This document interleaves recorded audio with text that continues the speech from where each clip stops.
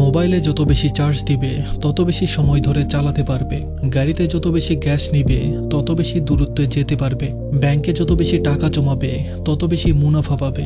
তাই লাইফের পরবর্তী লেভেলে যাওয়ার আগেই নিজের চার্জ যথেষ্ট পরিমাণে বাড়িয়ে নাও। দরকার হলে পাওয়ার ব্যাংক কিনে এক্সট্রা চার্জ সেভ করে নাও, কারণ যুদ্ধ শুরু হয়ে গেলে তলোয়ারে ধার দেওয়ার চান্স মিলবে না। তোমার মেধা কম বেশি হতে পারে, তোমার বাবার টাকা কম বেশি থাকতেই পারে, কিন্তু অন্যদের সমান সময় তোমার হাতে থাকে। 1 মিনিটও কম না, আবার 1 মিনিটও বেশি না। তবে তোমার 24 ঘন্টা কাটানোর স্টাইল অন্যদের 24 ঘন্টা কাটানোর স্টাইলের চাইতে আলাদা হতে হবে।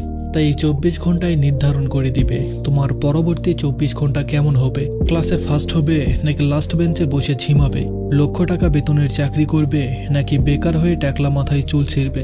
তোমার মনোযোগের ঘাটতি থাকতে পারে, তোমার হাতের লেখা খারাপ হতে পারে, কিন্তু তোমার জিপিএ হবে তোমার ক্লোজ ফ্রেন্ডদের এভারেজের জিপিএর সমান। তাই Clash of Clan, Free Fire, PUBG, আড্ডাবাজির পিছনে লেগে থাকা ফ্রেন্ডদের বাদ দিয়ে তোমার চাইতে স্মার্ট ফ্রেন্ডদের পিছে পিছে ঘোরো।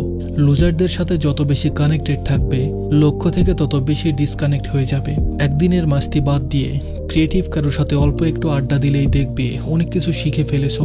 ভয় আর কনফিউশনগুলো সাইডে রেখে কি আউটপুট পাওয়া যাবে সেই চিন্তা বন্ধ করে টানা 5 দিন 1 ঘন্টা করে সময় দিতে পারলে যে কোনো কঠিন কাজে সহজ লাগা শুরু হবে। শুরু করার আগে চিন্তা করে চুপচাপ বসে থাকলে 2-1 দিন চেষ্টা করে 6 মাস খোঁজ খবর না থাকলে যে জায়গায় আটকে আসো সেখানেই পচে মরবে। তাই রাতে ঘুমানোর আগে 1 ঘন্টা বেশি ফেসবুকিং না করে নতুন কিছু শেখার পিছনে 1 ঘন্টা সময় দাও।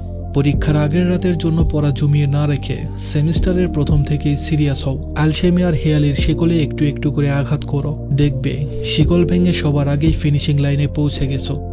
ধন্যবাদ সবাইকে।